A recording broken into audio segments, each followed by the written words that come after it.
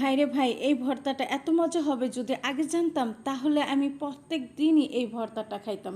আপনারাও যদি ভর্তা প্রেমী হয়ে থাকেন তাহলে এই রেসিপিটা আজই ট্রাই করবেন, এক্ষুনি ট্রাই করবেন। এই ভর্তার প্রথম উপকরণ লাগবে হচ্ছে মিষ্টি কুমড়ার পাতা। তো আমি ছাদে চলে গেলাম, চলে যেয়ে সুন্দর করে মিষ্টি কুমড়ার পাতা, কুচি কুচি পাতা সব নিয়ে আসলাম আর কি যে কয়টা আমার লাগবে। তারপরে পাতাগুলো সুন্দর করে ধুয়ে পানি ঝরাতে রেখে দিতে হবে। আর এদিক দিয়ে একটা তাওয়ার ভিতরে দিয়ে দিলাম অল্প পরিমাণে তেল। তেল দিয়ে এখানে দিয়ে দিলাম পেঁয়াজ, বেশি করে রসুন আর দিয়ে দিলাম কাঁচামরিচ, শুকনো মরিচ। এগুলোকে সুন্দর করে একটু ভেজে নিব। এখন আপনারা চিন্তা করবেন যে শুকনো মরিচটা আমি পরে দিলাম কিসের জন্য। শুকনো মরিচটা আমি বেশি ভাজবো না, কারণ শুকনো মরিচটা লাল লাল থাকলে ভর্তার কালারটা সুন্দর আসে। তো সব কিছু যখন ভাজাভাজি হয়ে যাবে তখন সুন্দর করে উঠিয়ে নিতে হবে। উঠিয়ে নিয়ে ওই তেলের ভিতরে ওই তাওয়াতে দিয়ে দিব হচ্ছে মিষ্টি কুমড়ার পাতাগুলো। মিষ্টি কুমড়ার পাতা দেওয়ার আগে আপনারা আরও একটু তেল দিয়ে নিতে পারেন, আমি পরে একটু তেল দিয়ে নিছিলাম। তো পাতাগুলো সুন্দর করে সিদ্ধ করে নেব। যখন পাতাগুলো সুন্দর করে সিদ্ধ হয়ে যাবে তখন পাতাগুলো সুন্দর করে বেটে নিব ঠান্ডা করে।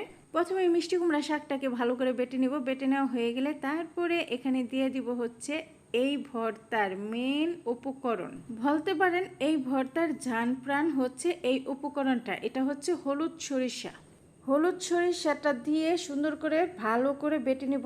সরিষাটা আগে থেকে ভিজিয়ে রাখছিলাম, ভিজিয়ে রেখে পানিটা ঝরিয়ে রাখছি ধুয়ে। এখন সুন্দর করে বেটে নিলাম। বাটা হয়ে গেলে তারপরে দিয়ে দিব ওই যে আগে থেকে ভেজে রাখছিলাম পেঁয়াজ, রসুন আর মরিচটা। আগে পেঁয়াজ আর রসুনটাকে সুন্দর করে ভালো করে বেটে নিব। বেটে নেওয়া হয়ে গেলে তারপরে অল্প পরিমাণে লবণ দিয়ে মরিচটাকে বেটে নিব। মরিচটাকে সবার লাস্টে বাটবো। মরিচটা যখন মিহি করে বাটা হয়ে যাবে তখন সবগুলো ভর্তা একসাথে করে ভালো করে মাখিয়ে নিতে হবে। ভাইরে ভাই, ভর্তাটা এতটা মজা হয়েছিল, ভিডিওতে যখন আমি ভয়েস দিতেছিলাম তখন বারবার আমার জিভে পানি চলে আসতেছিল, আবার ইচ্ছা হইতেছিল খাওয়ার জন্য। তো যখন সব কিছু একসাথে বাটা হয়ে যাবে তখন সুন্দর করে ভর্তাটাকে হাত দিয়ে ভালো করে মাখিয়ে মিশিয়ে নিব। মাখিয়ে মিশিয়ে নেওয়া হয়ে গেলে আরও একটা আলতো করে বাটা দিয়ে নিব যেন সব কিছু ভালোভাবে মিশে। তো যখন সব কিছু বাটাবাটি হয়ে যাবে, আলতো করে বাটা দেওয়া হয়ে যাবে, তখন দেখেন ভর্তার কালারটা, ও মা গো, এত মজা!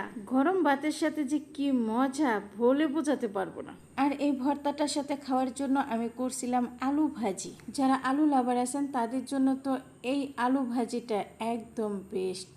তেমন কিছুই করা লাগবে না। প্রথমে আলুগুলো কুচি কুচি করে কেটে সুন্দর করে ধুয়ে একটা পাত্রে তেল দিয়ে তারপরে এখানে পেঁয়াজ কুচি দিয়ে সুন্দর করে পেঁয়াজটা যখন ভাজা ভাজা হয়ে যাবে তখন আলু দিয়ে এর উপরে হলুদের গুঁড়া, মরিচের গুঁড়া একটু বেশি করে দিতে হবে যেন কালারটা একদম লাল টুকটুকা আসে।